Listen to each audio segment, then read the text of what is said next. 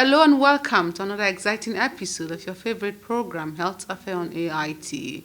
On the platform, we focus on critical health issues, challenges of women and children with a view to finding lasting solutions. I'm your regular anchor, Ushuomowa Daniels. Today on the program, we shall beam our searchlight on tobacco epidemic and the death of about 8 million people due to tobacco smoking. We also have tips for people who want to quit smoking. Please don't go away. We'll be right back after the news segment.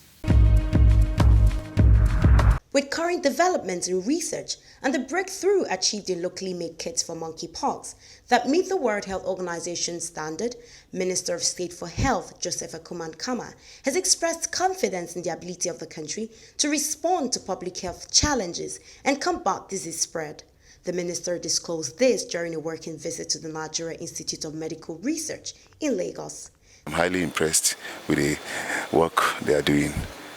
With such facilities we have seen here, we can best be sure that even Nigeria is emerging strong in terms of tackling challenges, that diseases and viruses that we know of and which we may not know. The mandate of the Institute is to conduct research on diseases of public health importance. And certainly you will agree with me that monkeypox falls into that category. We want to try to make sure that we nip problems in the bud so that we don't have the experience of COVID, where COVID broke out.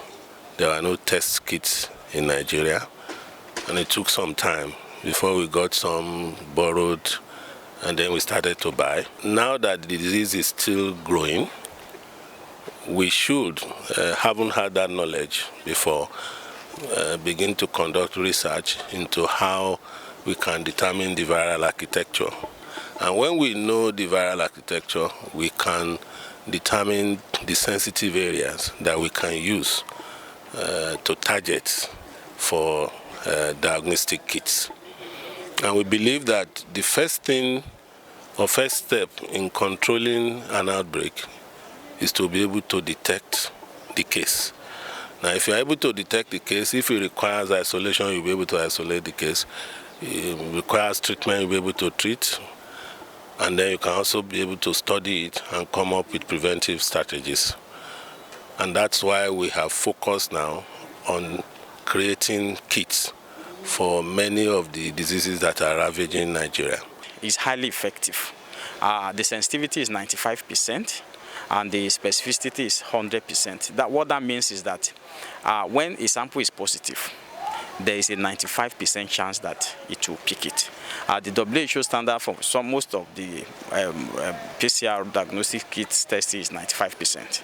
And then the specificity of 100 means that it will not give you a false positive result. That is, if it's negative, it's negative. You won't call it positive. The Minister of State for Health's visit, which is the first of its kind, coincided with the presentation of participants that took part in the second biannual grantsmanship and mentorship training program by NIMR Foundation, which aims to promote research and empower researchers on how to write proposals that can attract grants and sponsorship. Nigerian Institute of Medical Research has been in existence since 1976, but one of the problems that we've had is lack of funding to actually pursue or undertake research that inform health policy or that inform changes in our health system as a whole. So NIMR Foundation was created to address that issue, basically around mobilizing resources from the private sector in addition to the government funding, and then channeling that to building capacity for research. The capacity building that we do that using three methods or three things that we propose to do. The first of them is the grantmanship and mentorship training. And what that is focusing on is actually selecting early career researchers from across universities and research institutes across the nation, bring them together and train them on how to develop high-quality proposals that can get funding from both local and international organizations. How to identify funders, what do they fund, what do they look out for, what kind of proposals are they expecting. And it's been a grueling but very productive 21 days that we spent here. We have people from across the entire nation, from across the 6 geopolitical zones of the nation, and they are here and it's been a very good time. So. As I speak to you, we have 3 groundbreaking proposals that have been packaged up to a level, and we intend to submit for funding. Another thing that we've been able to learn here is on the aspect of mentorship, because we've been able to meet with mentors, people who are highly passionate about giving back to the society, giving back to the Nigerian community. And what they have been doing is teaching us how to write and also working with us through the process of developing these proposals.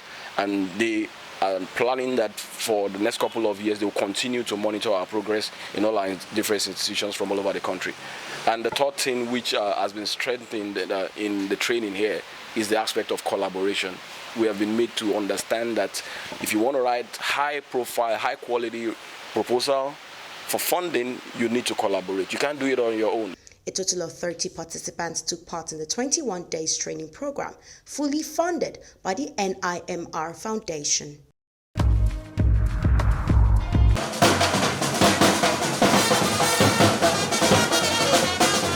The chairman of the Lagos State branch of the Nigerian Medical Association, Benjamin Olowojebutu, and his colleagues working to honor doctors who died of COVID-19 in the course of their service to humanity. We deem it fit to come to the Ministry of Health to give you the faces and the names of those doctors that we lost through COVID, and they are worth celebrating. They are also using the opportunity to call on government at various levels to reposition this sector and make the operating environment conducive for the living to stem the tide of brain drain. WHO says it should be 1 doctor to 100 patients. Now we have 1 doctor to about 100,000 patients now in Nigeria, and the mental stress is a lot. Just in the last 1 month or thereabout, over 200 doctors left Nigeria to the United Kingdom.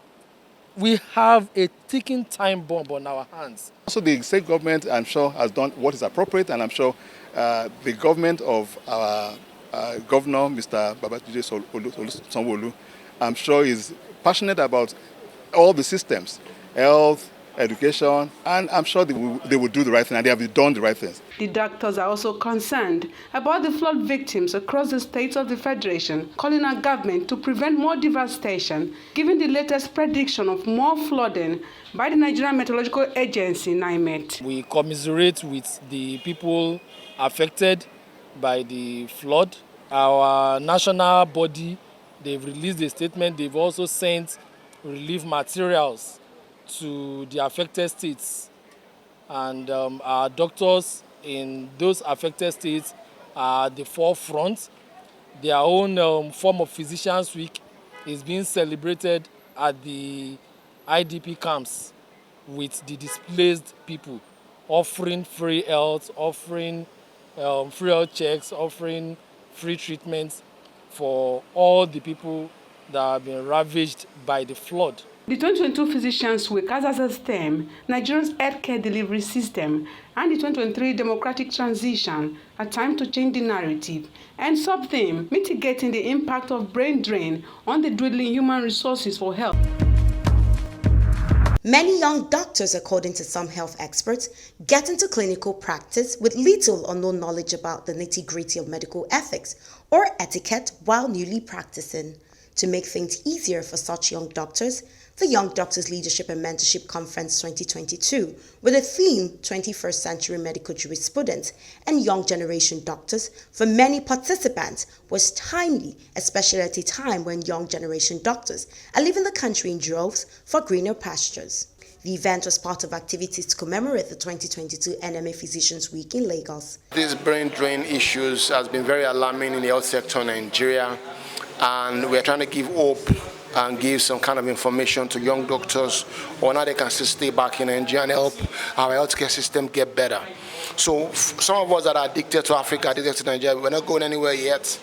So we have to give hope and motivation to these young doctors to make them see that there can be a light at the end of the tunnel. We can turn things around together, and we can make sure that leadership and mentorship meet at a very, very, very important point to galvanize the change within our health sector. That's why this important conference and conference of young doctors is very, very important. Medical jurisprudence and the law, of the practice of medicine in Nigeria, and indeed Lagos, needs to be properly fleshed out.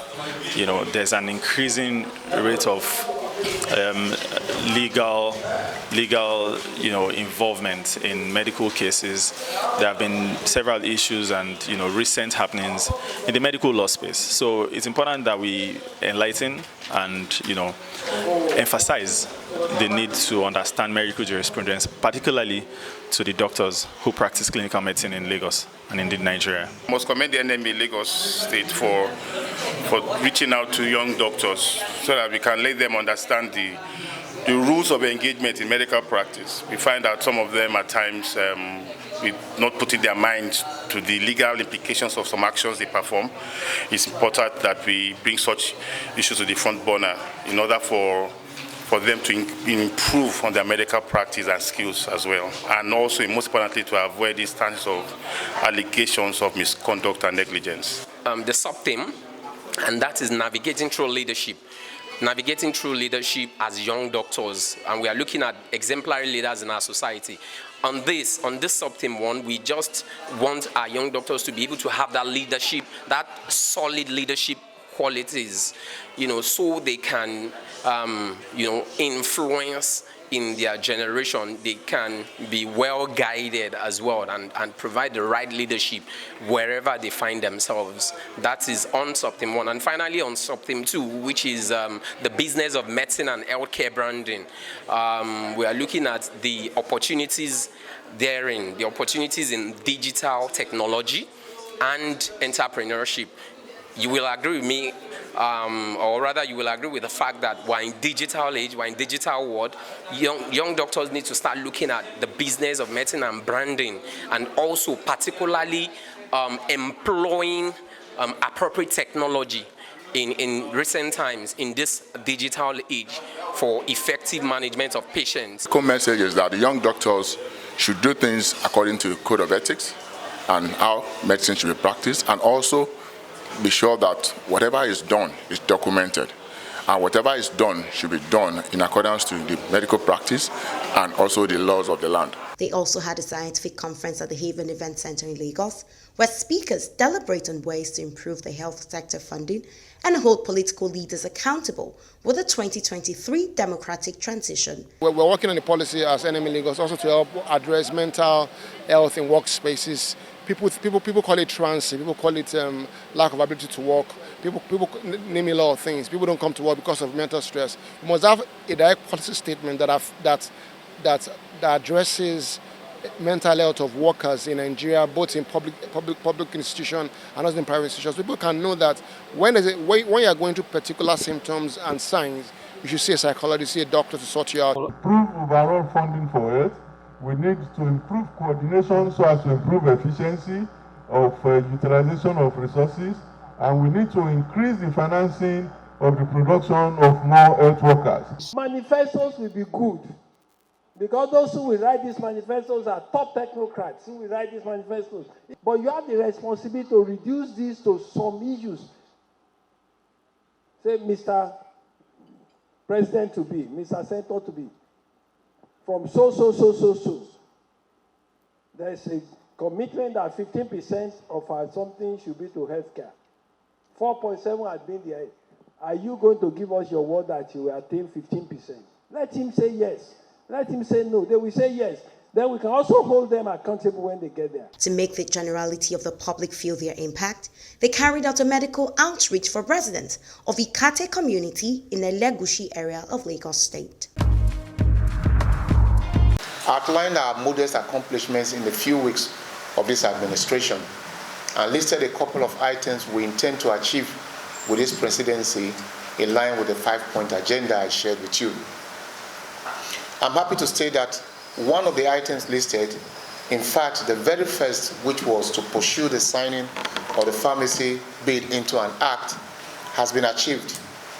Once again, I thank President Buhari for assenting to it and also appreciate the efforts made by everyone involved in the drafting and lobbying for the signing of this bill to an act. It's a significant event because PCN Act will set the stage for a rebirth of pharmacy profession in tune with current realities. President of the Pharmaceutical Society of Nigeria, PSN, Professor Sirbalo, has suggested ways that Nigerian government can address the challenge of brain drain, which is fast depleting the health workforce, including the pharmaceutical subsector. Professor Osifo was speaking during a briefing with newsmen on the forthcoming national conference of the society taking place in Jos. There is an unprecedented movement of pharmacists away from our country. At the last count, about 5,208 pharmacies have left the country in the last 5 years in search for proverbial green pastures, especially in Canada, UK, United States, and even in Australia, just like their counterparts in other health fields, and indeed many young Nigerians. The PCN has also confirmed that 803 pharmacies collected letters of good standing from the council in 2021. The onus lies on the government to reconfigure the health architecture in the country in a bid to keep hold of the manpower we are losing in droves. Government can attempt to address the brain drain by 1, improve healthcare funding and fairness in financing, career progression and meaningful engagement of all healthcare workers, 3, respect, teamwork, and a health system governance that is fair to all categories of health workers. 4, recognition and remuneration for practice specialization. 5, improves work environment and benefit. 6, culture and interpersonal social networks, and training and development. Professor Osifo also dwelt on the need for medical security and other critical issues that will form the thrust of discussions at the national conference. The Pharmaceutical Society of Nigeria will be holding the 95th Annual National Scientific Conference tagged Teen City 2022 in Jos from 31st October to the 4th of November 2022. The theme of the conference is medicine security in an unstable economy. We are privileged to have the commitment of our former head of state, General Yakubu Gowon, retired DCFR, to be the chairman of the opening ceremony. Another fine gentleman, Brigadier General Buba Mawa, retired OFR of NDLA, will be the special guest of honor. The host will be the executive governor of Plateau State, Right Honorable Dr. Simon Bako Lalong, who has also been so wonderful in the planning stages. We're also having commitments from other state governors, neighboring state governors from Kogi, as I reliably got, even from Gombe. The keynote address will be delivered by the Director General and Chief Executive of National Institute of Pharmaceutical Research and Development, NIPRID, Dr. Obi Peter Adigwe, NPOM. Other seasoned speakers will also examine the conference theme and additional subtopics. And we are confident our body of knowledge will be enriched and the pharmaceutical space edified by all the betterment of healthcare delivery in Nigeria. A key feature to this conference will be the interaction with presidential candidates. We've already got the commitment to some of them, and we're looking forward to welcoming them. Over 4,000 pharmacists from around Nigeria will appraise the candidates just from the nation's #1 job. As a professional body, we are aware that the leadership of this country will go a long way towards the achievement of our collective aspiration. The importance of laboratory practice and services to healthcare delivery cannot be overemphasized, as it guides medical practitioners on how to administer treatment to patients. In recent times, cases of misdiagnosis resulting in unexpected outcomes leading to medical errors and quackery in the laboratory practice space are already raising concerns, which the theme of this forum, Medical Laboratory Practice in the 21st Century, Transformation to Accreditation, aims to address. Accreditation we're talking about is ISO 15189 2012, that they need to take up accreditation as something that will help them increase their finances. For us to be where we should be as a nation and to give Nigerians what they deserve in terms of best medical care, accreditation is important.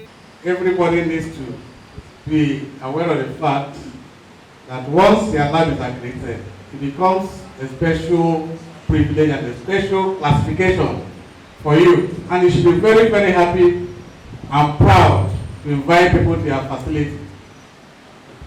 My advice is, it doesn't matter how small a facility is. You don't have to have a hall as large as where we are now to have a good practice. Even if you're operating in a 2-room facility, please put the necessary things in place. Accreditation is not a small thing. You have to work it to get it. There are a lot of things that are involved, and that is why we need to encourage them. They need to change the pattern they've been doing it. If medical laboratory are not doing the right thing, the patient may likely be in trouble because the doctors may be misled. And none of our members should get involved in quackery because it's not even possible. But government should step up. They should step up the machinery that will be able to fish out these people. It is doable for them to get accredited and be ISO compliant. It will help their practice, it will help their result, it will help their image in international world. So that any test they can do in Nigeria, people can accept results in Ghana, South Africa. Not everybody is just operating on its own. The experts also called for effective policies to reduce taxation to enable Nigerians access qualitative laboratory services. Reagents, the equipment that is needed should be free, duty-free. Banks should be encouraged. It's when you have banks that will be able to stand by you, you will be able to do a lot of things. So if government should give us a policy that are friendly, and I think laboratory will do better in this country. Also, come to our aid and put us, during COVID, government gave some loans to assist X sector. And so many people that benefited, they changed their system. They bought so many machines that improved the system. You can't be doing laboratory business the way they were doing it when my dad was born. The system has changed. And what changed the system? Innovation. So what we are saying is that we need money. Look at dollar exchange now. So we need money to be able to perform and move to the standard that are required of us. Welcome back. If you're just joining us, it's Etafe on AIT. The tobacco epidemic has been identified by the World Health Organization, WHO, as one of the biggest public health threats that the world has ever faced, killing more than 8 million people annually. More than 7 million of these deaths as a result of direct tobacco use, while about 1.2 million as a result of non-smokers exposed to secondhand smoke. It is also worthy of note that out of the 1.3 billion tobacco users around the world, 8% of them reside in low and medium income countries like Nigeria, where health systems are faced with critical challenges. Smoking in all its ramifications, whether tobacco use, shisha, which is now in vogue, are bad with numerous consequences to human health. I captured the medical doctor and public health advocate, Oluwakemi Odukoya, at the recent briefing to mark the 2021 World No Tobacco Day in Lagos. For smokers who intend to quit smoking, this is a must-watch for you. This campaign aims to spread awareness about the dangers of tobacco and its negative effects on health, as well as the exploitation by the tobacco industry that is geared towards youth in particular. It also aims to reduce the disease and death caused by tobacco consumption, decrease children and other non-smokers' exposure to secondhand smoke, and encourage cessation and implementation of tobacco control measures. A recent systematic review reports that about 10.4% of the Nigerian population currently smoke tobacco. In 2015, the number of current smokers in Nigeria was estimated to increase from 8 to 11 million people over a 30-year period.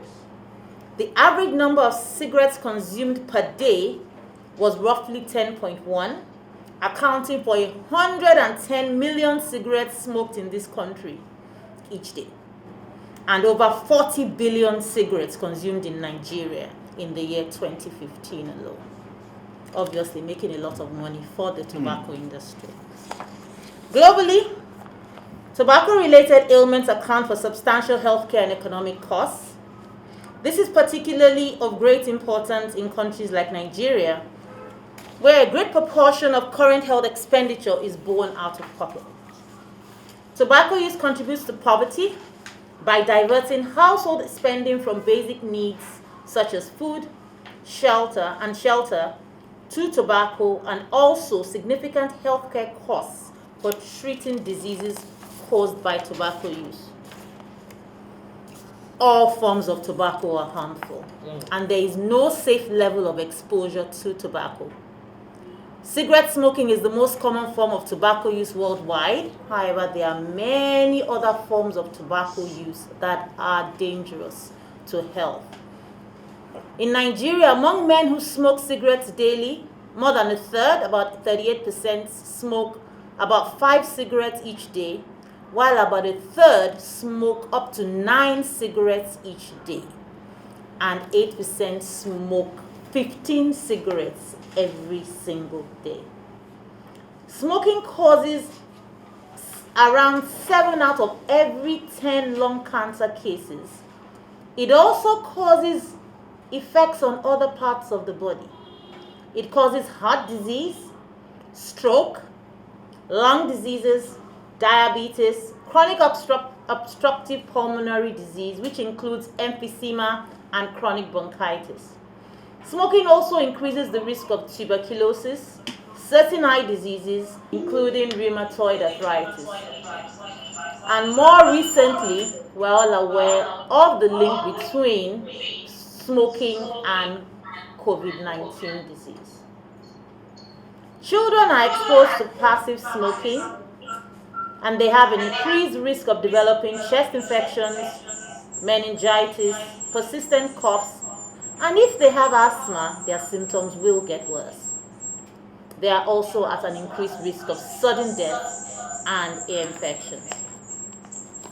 The onset of the COVID-19 epidemic has exacerbated the effects of tobacco use, as COVID-19 as an infectious disease that primarily affects the lungs. Tobacco smoking impairs lung function, making it harder for the body to fight off the virus and other respiratory diseases. Available research suggests that smokers are at a higher risk of developing severe forms of COVID-19 disease, as well as severe outcomes and death. The good news is that this has motivated millions of tobacco users to consider quitting. As tobacco use is a health, social, economic, and human rights issue, the benefits of successful cessation go beyond the individual, most immediately and directly through reduced involuntary smoke exposure and tobacco-related poverty for household members. For those who smoke, what do we say? If you smoke, you should quit. But we are aware that quitting can be hard.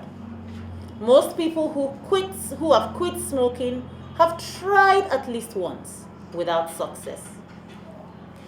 View past attempts as a learning experience and not as a failure.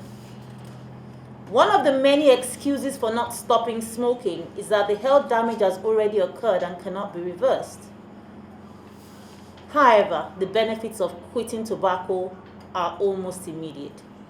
After just 20 minutes of quitting tobacco, the heart rates drop. Within 12 hours, blood carbon monoxide levels drop to normal.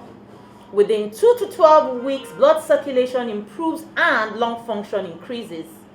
Within 1 to 9 months, coughing and shortness of breath decrease. And within 5 to 15 years, the risk of stroke is reduced to that of a non-smoker. Within 10 years, lung cancer death rates are about half that of a smoker, and within 15 years, the risk of heart disease is similar to that of a non-smoker. In 2007, the World Health Organization introduced a practical and cost-effective way to scale up implementation of the main demand reduction provisions of the WHO on tobacco control, and this is widely known as the Empower approach. The 6 Empower measures are to monitor tobacco use and prevention policies, to protect people from tobacco use, to offer help to quit tobacco for those who do use tobacco, to warn people about the dangers of tobacco, and to enforce bans on tobacco advertising, promotion, and sponsorship, and to raise taxes on tobacco. Following the ratification of the WHO Framework Convention on Tobacco Control, the Nigerian government in 2015 passed a National Tobacco Control Act. This act regulates all facets of tobacco control, including packaging, promotion, and smoke-free areas.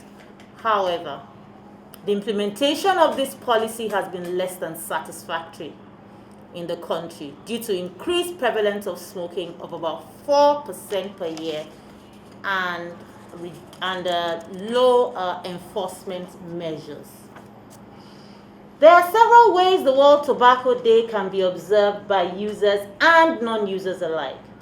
Some of them include encouraging smokers to count the number of cigarettes they smoke in a day. This may help the user think about their health and the amount of money that they spend on tobacco, which may help to lay the groundwork for quitting tobacco.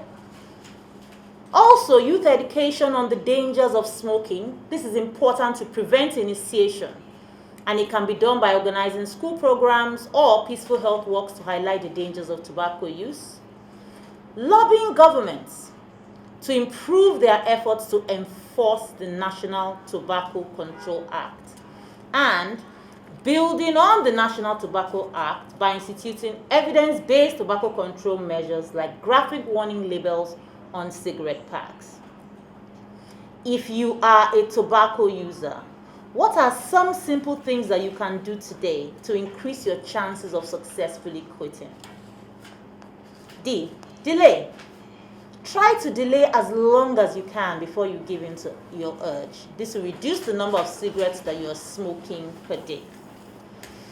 Deep breathing has also been shown to help. Whenever you do feel that urge for a cigarette, try to take at least 10 deep breaths to relax yourself from within, and the urge might pass. Drink water. Drinking water is a healthy alternative to using cigarettes and may reduce the urge. Then, when you do have the urges, try to do something else to distract yourself that you feel comfortable with. And then, importantly, you need the support of family and friends. Like any addiction, quitting tobacco is very difficult, especially if done alone. There are several ways to quit smoking. Talk to your healthcare provider about behavioral counseling, the possibility of nicotine replacement therapy, and other smoking cessation medicines. Remember, millions of people worldwide have successfully quit tobacco, and so can you. As we mark the World No Tobacco Day, we call on all current tobacco users to know that help exists and they too can quit. We call on the media and non-governmental organizations to create awareness and support tobacco control efforts. And we call on the government to continue to provide an environment that promotes a Nigeria free of the ill effects of tobacco use.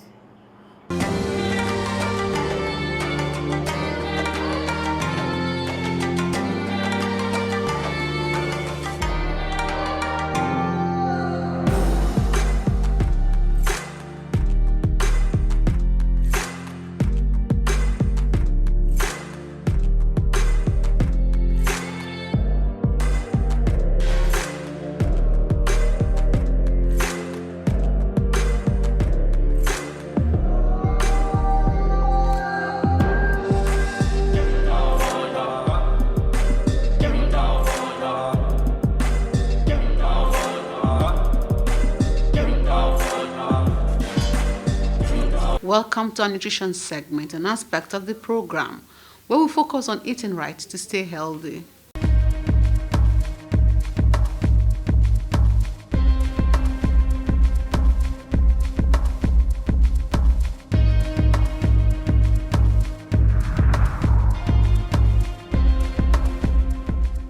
Egg is an oval body with one end larger than the other, and it contains an embryo.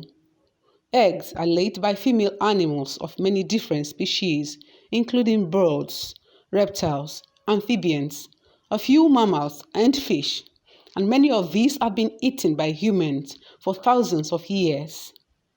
Bird and reptile eggs consist of a protective egg shell, egg white called albumen, and egg yolk.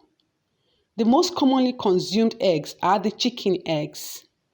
Chickens are kept widely throughout the world, and mass production of chicken eggs is a global industry.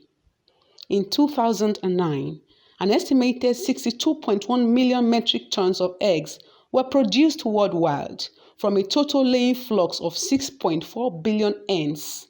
Bird eggs have been valuable foodstuffs since prehistoric times.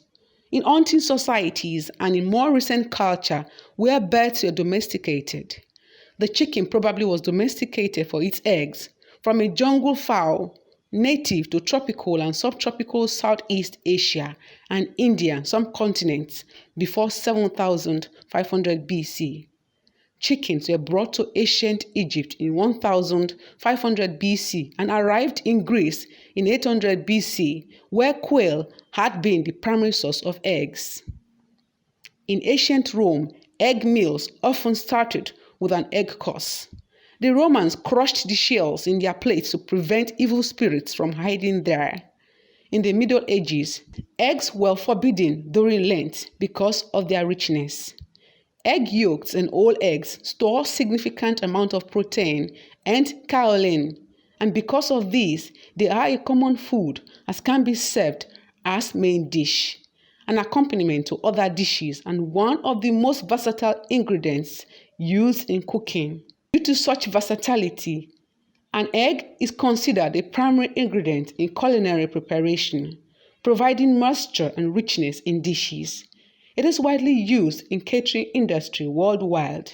In 2019, the world's largest producer of chicken eggs was the United States of America, producing 9.41 billion eggs, with 8.2 billion for table consumption and 1.2 billion for raising chicks. Eggs, when eaten moderately, are a major source of protein. They also contain several vitamins and minerals that are an essential part of a healthy diet. They are also readily available and inexpensive. A 100-gram serving of egg, either raw or hard-boiled, supplies between 143 to 155 calories of energy. Protein, 26% of daily value. Fats, 15 to 60% of daily value. Cholesterol, 124% of daily value. Vitamin A, 10% of daily value. Vitamin D, 20% of daily value. Vitamin B6, 10% of daily value. On our clinical segment, we give you tips for healthy living.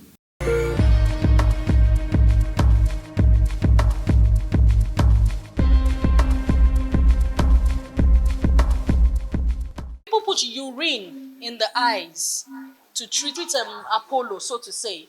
And then sometimes when this patient presents to us, so we are not just treating the red eye, we start treating the complications of the treatment that they have done. You see, when you tell me your eyes are red, it could be so many things. It could be from as simple as allergic conjunctivitis to as serious as uveitis.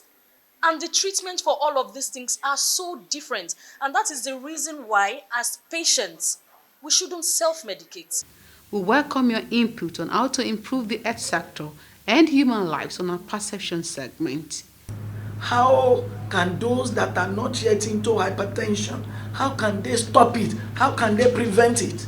We say by measuring their blood pressure.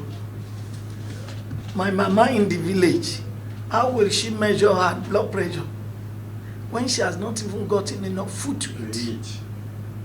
When there is no primary health clinic, like you have said. Even in Lagos, can you please work towards reducing the price of these machines used to measure the pressure for these old people to have it? It was nice discussing with you. If you enjoyed the program, please invite more people to join us same time next week. I am Ushomowa Daniels.